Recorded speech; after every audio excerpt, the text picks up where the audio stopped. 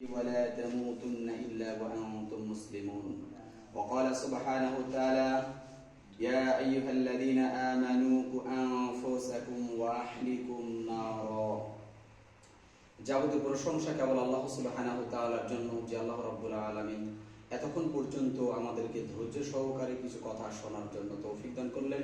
এই জন্য আমরা আল্লাহ রাব্বুল আলামিনের দরবারে শুকরিয়া আদায় করি। আলহামদুলিল্লাহ। দরুদ সালাম বর্ষিত হোক নবী মুহাম্মদের প্রতি। আমরা সংক্ষিপ্ত দরুদ পাঠ করি সাল্লাল্লাহু আলাইহি ওয়াসাল্লাম। সম্মানিত উপস্থিতি, আপনারা এতক্ষণ যাবত আল আউন মাদক মুক্ত রক্তদান সম্পর্কে শুনলেন, জানলেন। আলোচনার শেষে আপনাদের যদি কোনো প্রশ্ন থাকে এ সম্পর্কে, তাহলে আপনারা অবশ্যই প্রশ্ন করবেন ইনশাআল্লাহ। তো এখানে আমরা যেহেতু লিখছি তিনি আলোচনার সভা এবং আল আউন উপজেলা গঠন, তো এই জন্য আমরা তিনি আলোচনার সভায় কিছু অংশ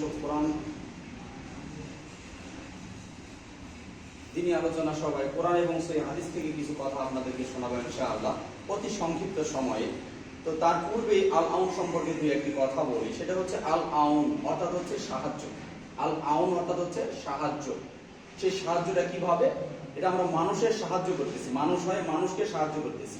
কিভাবে? আমরা আমাদের নিজেদের দেহের রক্ত আরেক মুসলিম ভাইয়ের দেহে রক্তটা দিয়ে আমরা সাহায্য করতেছি। যে আল্লাহ সুবহানাহু ওয়া তাআলা বলছেন যে তোমরা নেকি এবং আল্লাহ ভীরুতার কাজে পরস্পরকে সহযোগিতা করো। নেকি এবং আল্লাহ ভীরুতার কাজে পরস্পরকে সহযোগিতা করো। রাসূল মুহাম্মদ সাল্লাল্লাহু আলাইহি ওয়াসাল্লাম তিনি বলছেন যে আল্লাহ ততক্ষণ বান্দার সাহায্যে থাকেন যতক্ষণ বান্দা তার ভাইয়ের সাহায্যে থাকে। আপনি যতক্ষণ আপনার ভাইয়ের সাহায্যে থাকবেন ততক্ষণ আল্লাহ সুবহানাহু ওয়া তাআলা আপনার সাহায্যে থাকবেন। আল্লাহ রাসূল সাল্লাল্লাহু আলাইহি ওয়াসাল্লাম আবারো বলছেন, যদি আপনি কোনো মুমিনের একটি কষ্ট দূর করেন, আল্লাহ সুবহানাহু ওয়া তাআলা আপনার কষ্ট দূর করবে।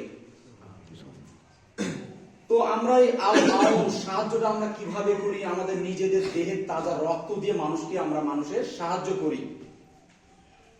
এই রক্তটা যে আমরা দিব, আমাদের দেওয়ার কিছু নিয়ম আছে। তার মধ্যে এক নম্বর নিয়ম হচ্ছে যে আমরা যখন রক্তটা দিব তার আনুমানিক তার মিনিমাম তার বয়সটা হতে হবে 18 থেকে 60 বছরের মধ্যে তার বয়সটা হতে হবে। এবং ওজনটা সর্বনিম্ন যদি হয়, মেয়েদের ক্ষেত্রে 45, ছেলেদের ক্ষেত্রে 47, সর্বনিম্ন উপরে 50 প্লাস যখন আপনার ওজন হবে, তার মানে আপনার শরীর থেকে আপনি রক্তটা দিতে পারবেন। আপনার প্রত্যেকটি কেজিতে 76 মিলি আপনার রক্ত বেশি থাকে কেজি প্রতি। তাহলে আপনার শরীরে কতখানি রক্ত থাকে? প্রত্যেকটা মানব দেহে রক্ত থাকে 12 পাউন্ড। কতখানি রক্ত থাকে? 12 পাউন্ড। আর আমরা সেখান থেকে দান করি, আমাদের শরীর থেকে রক্ত দেয় 1 পাউন্ডেরও কম। প্রত্যেকটা মানুষের শরীরটাকে পরিচালনার জন্য, নিজের দেহটাকে পরিচালনার জন্য 10 লিটার রক্ত লাগে। তাইলে আপনার শরীরে রক্ত আছে আপনার 12 কেজি। ধরেন আপনার শরীরে 12 কেজি রক্ত, আপনার উদ্ভিদ কতখানি? 2 কেজি। তাহলে ওই রক্তটা আপনি সেখান থেকে সামান্য আধা কেজি 450 মিলি রক্ত আপনি দিয়ে দিচ্ছেন। আপনার জন্য একজন ব্যক্তির জীবন বেঁচে যাচ্ছে। এটা কি মানুষের সেবা নয়? আবু হুরায়রা রাদিয়াল্লাহু তাআলা তিনি বলেন, রাসূল সাল্লাল্লাহু আলাইহি সাল্লাম একটা হাদিস বর্ণনা করছেন যে এক ব্যক্তি হসপিটালে ভর্তি, সে পানি পিপাসায় কাতরাচ্ছে আর বলছে যে আমাকে একটু কেউ পানি দিবেন, আমাকে কেউ কি পানি দিবেন? একজন ব্যক্তি পানি নিয়ে যাচ্ছে তার কাছে। তার পার্শ্বে বেডে একজন অসুস্থ, তারও পানির তৃষ্ণায়, সেও পানি চাচ্ছে, বলছে আমাকে কেউ পানি খাওয়ান, আমাকে কেউ পানি খাওয়ান। তার পাশে আরেক বেডে আরেকজন অসুস্থ রোগী, সেও পানি পিপাসায় সে কাতরাচ্ছে, বলছে আমাকে কেউ পানি খাওয়ান। প্রথম ব্যক্তি পানি চাচ্ছে, ওই ব্যক্তির কাছে পানি নিয়ে উপস্থিত।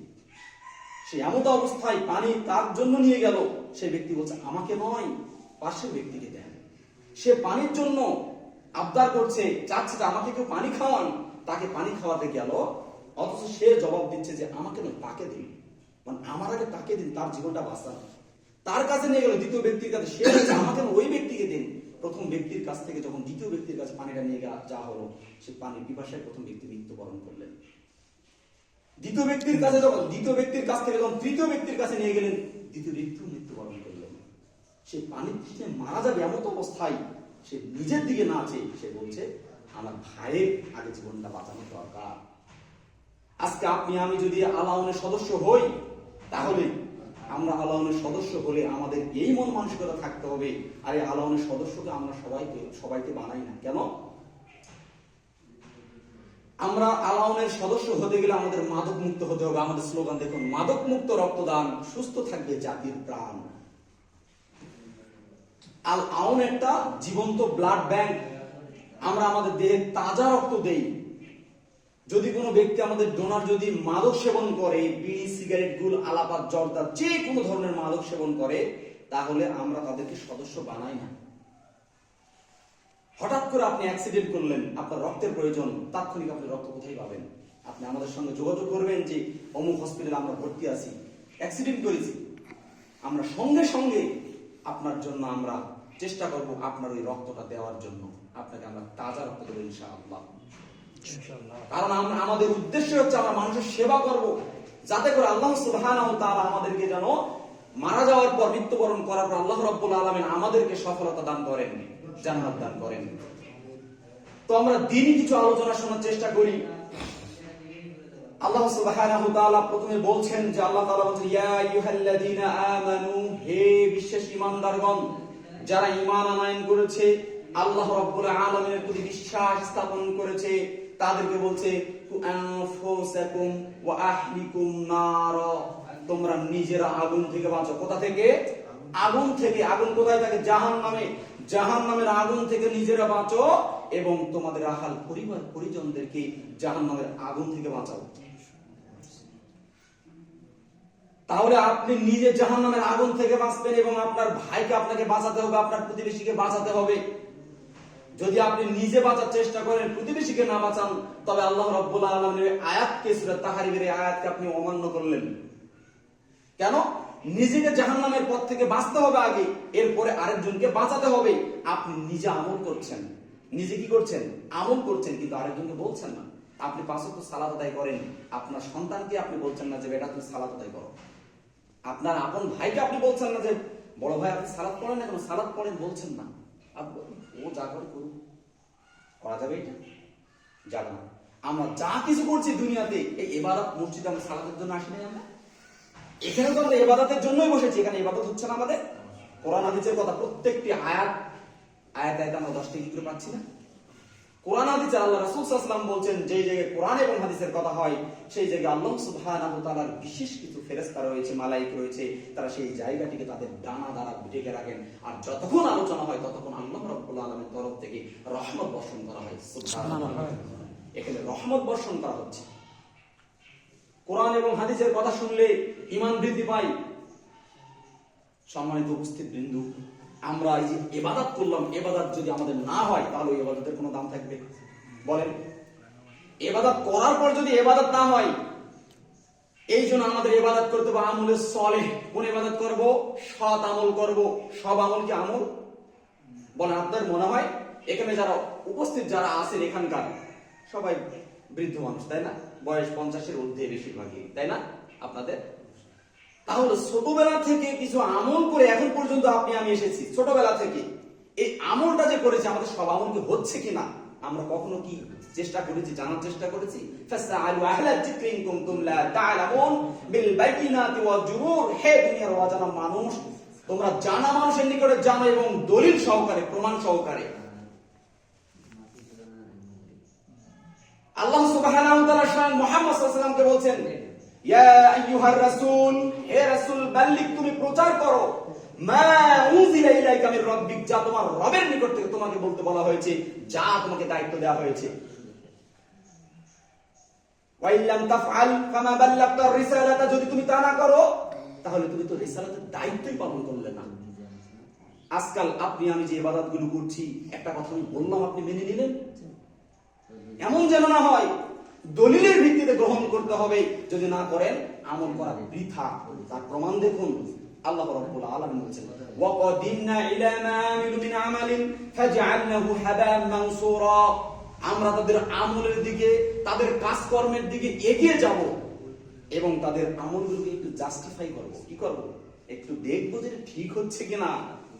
যদি না হয় একেবারে আমলটুকু বিক্ষিপ্ত ধূলিকণায় পরিণত করে দেব। কাল কিয়ামতের ময়দানে এমন কিছু মানুষ উপস্থিত হবে উঠবে আল্লাহ রাব্বুল আলামিনের দরবারে, যে অনেক পাহাড় পরিমাণ আমল লেগেছে, সে আমলগুলো সেকেন্ডের মধ্যে নিমিষের মধ্যে একবারে ধ্বংস হয়ে যাবে, আমল একটাও টিকবে না।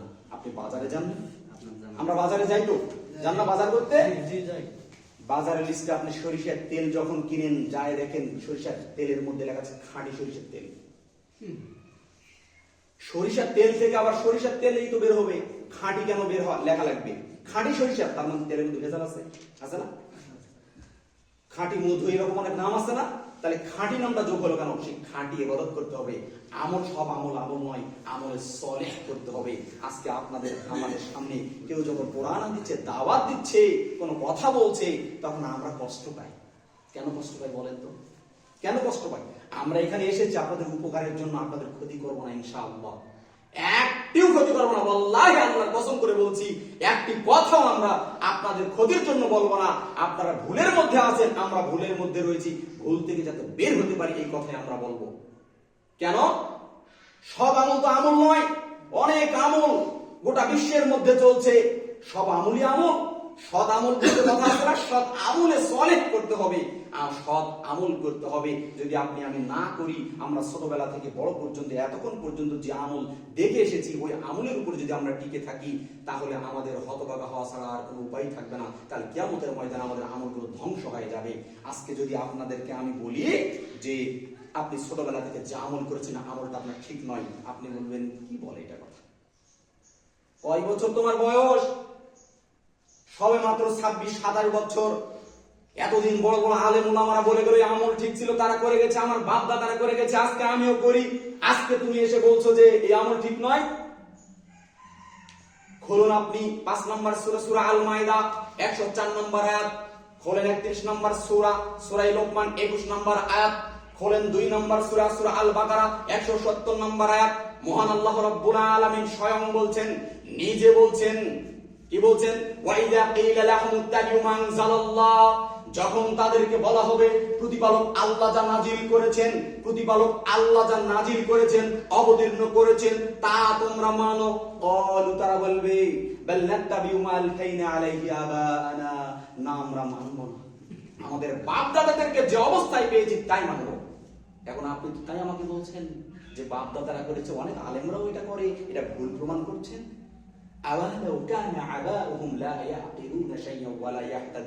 তাদের বাপদাদা পিতৃপুরুষ কিছু জানতো না, কিছু বুঝতো না। আল্লাহকে আল্লাহর কসম করে বলছে, আমি যখন ছোটবেলায় এই মোবাইলটা ব্যবহার কতদিন হলো, ছোটবেলায় এই মোবাইল আমি দেখিনি। আমার জীবনে 28 বছরের জীবনে, 27 বছরের জীবনে মোবাইল বের হয়েছে। ছোট যে বাটন ফোন রয়েছে, এই বাটন ফোনটা ছোটবেলায় আমি দেখিনি। আপনি কি বলতে পারবেন, যারা এখানে বয়স্ক বেশি, যারা বৃদ্ধ মানুষ, আপনারা কেউ কি বলতে পারবেন আপনাদের সময়, আপনারা যখন ছোট ছিলেন, আপনাদের গ্রামের মধ্যে 10 জন ব্যক্তিকে বের করতে পারবেন এসএসসি পাস করেছিল? আজ থেকে 60 বছর পূর্বে, 70 বছর পূর্বে 10 বছর এসএসসি পাস করেছিল এমন ব্যক্তি কি গ্রামের মধ্যে ছিল? 10 জন পেতেন আপনাদের গ্রামে? ছিল না। আপনারা বলতে পারবেন না। আমি নিজে যারা বৃদ্ধ মানুষ তাদের থেকে শুনেছি যে আগে একটা মানুষ যদি এসএসসি কেউ পাস করে, দাখিল পাস করে, তাকে দেখতে যদি কে পাস করেছে। আপনার বরঞ্চ দূর কত দূর, আপনি 1 2 3 4 5 6 7 8 এতদূর পর্যন্ত আপনি লেখাপড়া করে আপনি চাকরি পেয়েছেন, চাকরি করতেছেন। আপনি কোরআন হাদিসের জ্ঞান আপনার ভিতরে একটু নেই, আপনি কিছুই পড়েননি, কিছুই বোঝেননি। এখন আজকে আপনার আমার সামনে কোরআন হাদিস বাংলায় অনুবাদ হয়েছে, আপনি চাইলেই আপনি সবকিছু দেখতে পাচ্ছেন, পড়তে পারছেন, আপনি সব আপনার কাছে এসেছে। এখন তারপর আপনি বলছেন আগের মানুষ ভুল করেছে, আগের মানুষ বলতো আলিফ বে তে সে বলতো, কিন্তু আপনি এখন বলছেন আলিফ বে তে সে আর চলে না, আলিফ বা তা বলতে হয়। আপনার কাছে আলিফ বে তে সে চলে না। কেন চলে না? আপনার বাপ দাদাই তো সেই শিক্ষা দিয়েছে। কেন চলছে না? ওটা ভুল, তাই না? ভুল না? তাহলে আমরা কি ভুলের মধ্যে থাকবো? আমাদের এই নিতে হবে, আমি একটা কাজ ভুল করছি, আমাকে কেউ এসে বলছে আপনার এটা ভুল হচ্ছে, এই ভুল থেকে আমাকে বের হতে হবে না? হতে হবে কি না? হতে হবে। আমাদের ভুল থেকে বের হয়ে সঠিকের দিকে আমাদের যেতে হবে, কারণ আমরা জানি না ওয়ালিকুল্লি উম্মাতিন আজাল ফাইজা জা আজালুহুম ইয়ালা ওয়ালা ফালা ইস্তাখিরুনা সাআতা ওয়ালা ইস্তাকদিমুন, যে মৃত্যু এমন একটা জিনিস যে সুনির্দিষ্ট সময়ের মধ্যে মৃত্যুটা আমাদের মাঝে উপস্থিত হবে, 1 সেকেন্ড আগে পিছিয়ে করতে দিবেন না। তাহলে আজকে আমরা এখান থেকে বের হয়ে আমরা জীবিত থাকবো, কেউ গ্যারান্টি আছে আমাদের? আমরা ফিরে আসতে হবে না রবের দিকে? আমাদের ফিরতে তো হবে। তো ফিরে আসার জন্য আমাদের কি করতে হবে? আল্লাহর ইবাদত গুলো যে করছি সঠিক ইবাদত করতে হবে। আমরা সবাই তো সঠিক ইবাদত করবো ইনশাআল্লাহ। ইনশাআল্লাহ আপনাদের উদ্দেশ্যে 2-1 মিনিটে শেষ করবো ইনশাআল্লাহ। আপনাদের উদ্দেশ্যে আজকে আমাদের এই আলোচনা সভা কেন্দ্রিক, আলাউন উপজেলা গঠন কেন্দ্রিক 2-1টি কথা আমরা এখানে যারা উপস্থিত রয়েছি আমরা সবাই 5 ওয়াক্ত সালাত আদায় করবো ইনশাআল্লাহ। কোনদিন আর 5 ওয়াক্ত সালাত ত্যাগ করবো না। আপনি চলে গেছেন কোথায়? দিনাজপুরে যাচ্ছেন, এমন অবস্থায় দেখলেন 1টা বেজে গেল, 1:30টা বেজে গেল, আপনার টাইম একেবারেই দেখছেন যে সময় মিলছে না, জরুরি কাজে আপনি যাচ্ছেন, জরুরি কাজ যাচ্ছেন, আপনি ওই টাইমে রাস্তায় রয়েছেন, আপনার দেরি হয়ে গেল সালাতের, আপনি এমন অবস্থায় উপস্থিত হলেন, যাই দেখেন যে আপনার বেজে গেছে 2:30। হ্যাঁ, আপনি জোহর এবং আসর আপনি কসর করে নিলেন, জোহর এবং আসর জমা করে আপনি সালাত আদায় করবেন, কিন্তু জোহরটা আপনার মিস মনে করলেন যে টাইম পার হয়ে মিস হয়ে গেল। এটা করার কোনো সুযোগ নেই। এক জায়গায় করে জোহর এবং আসর আপনি আদায় করে নিলেন, আপনার দেরি হয়ে গেছে, মাগরিবের সালাত আদায় করতে দেরি হয়ে গেছে, আপনি এশার সময় আপনি মাগরিব এবং এশাকে একত্রিত করে আপনি সালাতটা আদায় করে নেবেন, ছাড়তে পারবেন না। আপনি ঘুমিয়ে গেছেন, সকাল 10টায় আপনার ঘুম ভেঙে গেছে, আপনি ফজরের সালাত আদায় করেননি, সকাল 10টায় আপনি ফজরের সালাতটা আদায় করে নেবেন।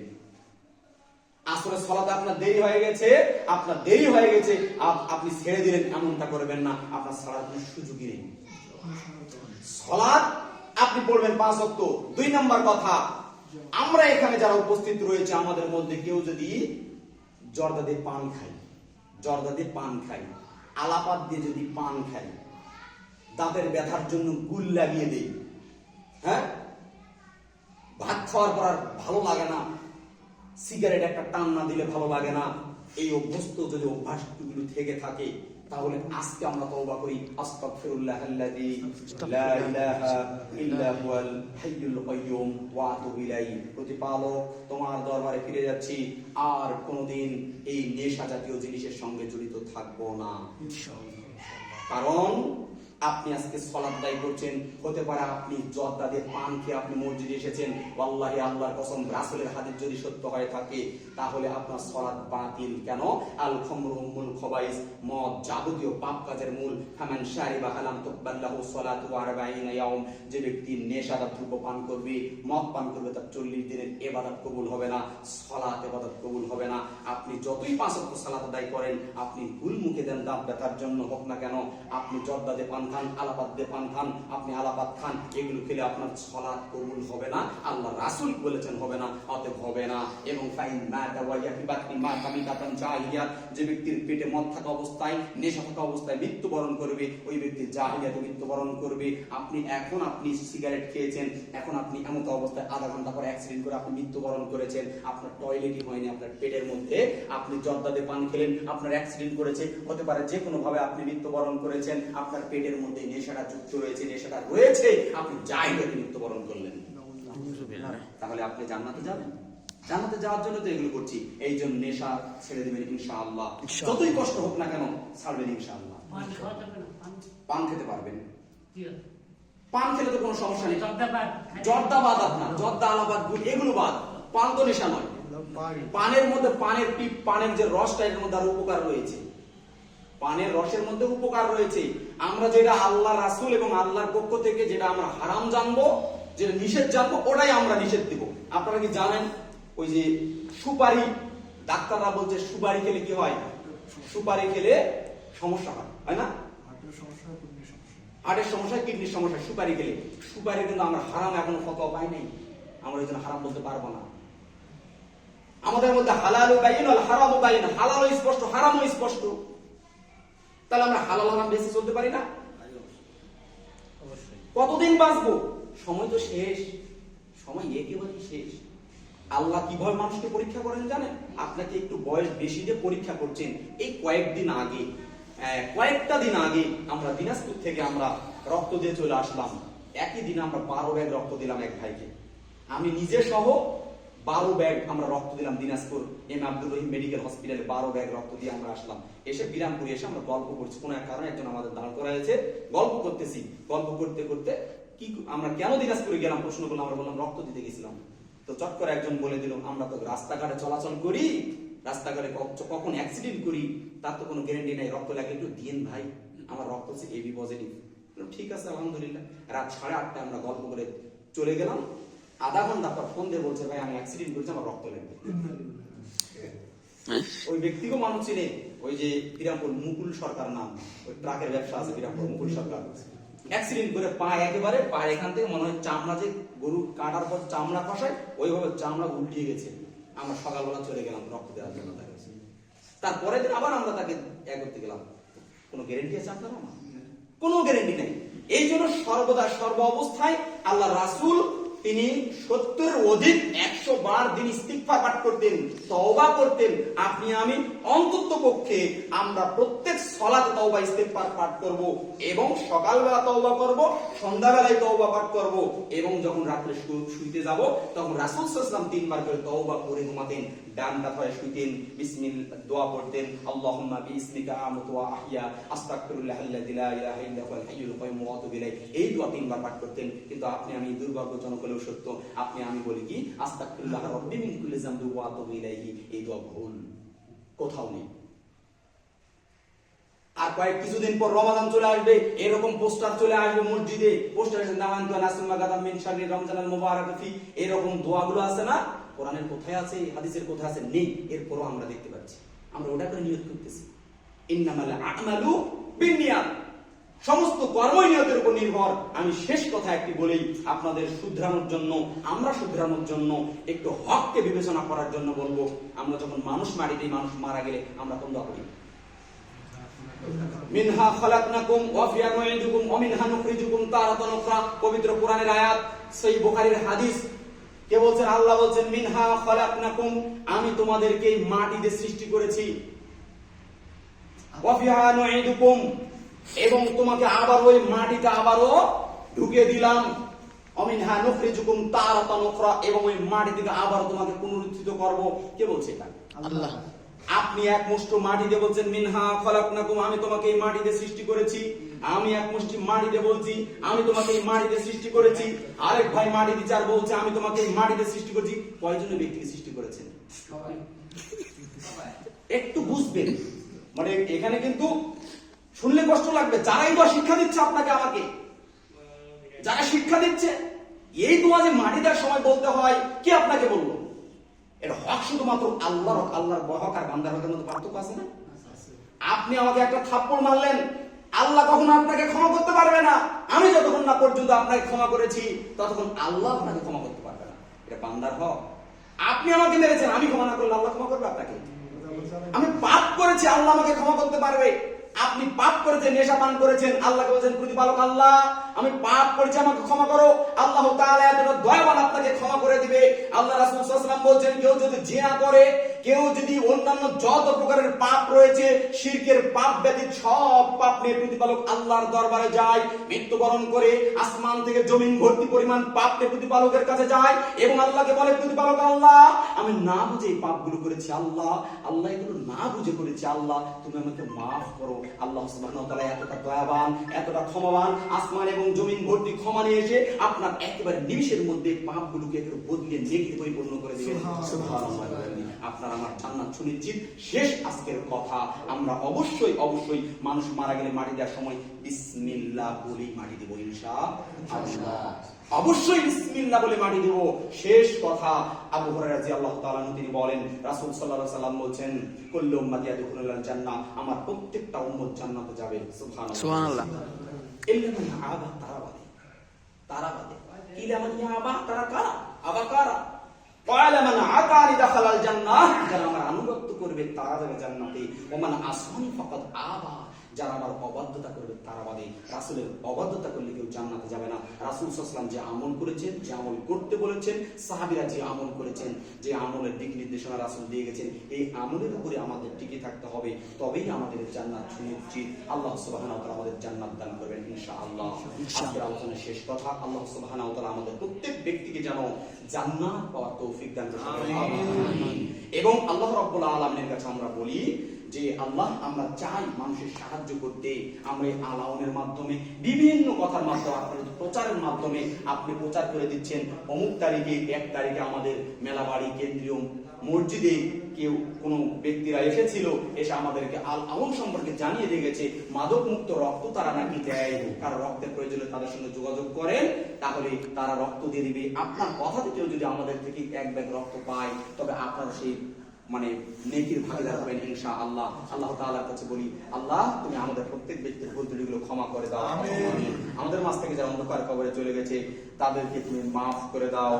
আমিন। আল্লাহর কাছে বলি, আল্লাহ আমাদের মধ্যে যারা অসুস্থ তাদেরকে তুমি সুস্থতা দান করে দাও। আমিন। এবং আল্লাহ তোমার কাছে পরিশেষে এই কথা বলবো, যতক্ষণ না পর্যন্ত প্রকৃত মুমিন মুত্তাকি না হতে পারবো ততক্ষণ পর্যন্ত আমাদের কাছে মালাকুল মউত কে পাঠিও না। আল্লাহ এই বলি আজকের সংক্ষিপ্ত কথা শেষ করছি। ওয়ালা আখিরি দাওয়ানা আলহামদুলিল্লাহি রাব্বিল আলামিন। আসসালামু আলাইকুম ওয়া রাহমাতুল্লাহ। আপনি শেষ করেছেন কথা বলে আমাদের যারা এই যে আল আওনের যারা ডোনার হবে মানে সদস্য হতে চাইবেন এবং কারো যদি রক্ত পরীক্ষা করা না থাকে আমরা পরীক্ষা করবো ইনশাআল্লাহ। আমরা আমাদের কাছে আছে এবং আমরা ফ্রি পরীক্ষা আপনাদের করাবো। যারা এখানে উপস্থিত অন্তত আছেন আপনাদের ফ্রি পরীক্ষা করা হবে। অনেকে মনে করে যে হচ্ছে মানে আপনার কি রক্তের গ্রুপ, আপনার রক্ত যে কোনো সময় প্রয়োজন হতে পারে। আপনার রক্তের গ্রুপে জানেন আমরা হসপিটালে দেখেছি 100 টাকা করে তারা নেই, আমাদের ফি হচ্ছে আমরা নেই হচ্ছে 50 টাকা করে, কিন্তু আমরা এইরকম প্রোগ্রামগুলোতে আমরা 20 টাকা করে নেই, কিন্তু আপনাদেরকে যে অল্প মানুষ আছেন আপনাদের ফ্রি আমরা দিচ্ছি। আমরা যেগুলো জিনিসগুলো আছে ওগুলো আমাদের কিনতে হয়েছে মোটামুটি 1500 টাকা লেগেছে, এই জন্য আমরা 20 টাকা নিই যাতে আমাদের টাকাটা ওঠে। তো আপনাদের রক্তের গ্রুপ কি, হয়তো আপনার রক্তের গ্রুপ জানা নেই, আপনি জানলেন আপনাকে দিতে হচ্ছে না, কিন্তু যারা দিতে পারবেন 18 থেকে 60 এর মধ্যে যারা তারা দিতে পারবেন। 50 থেকে 18 এর মধ্যে যারা আছেন কেউ যদি মনে করেন যে আমি রক্ত দিতে চাই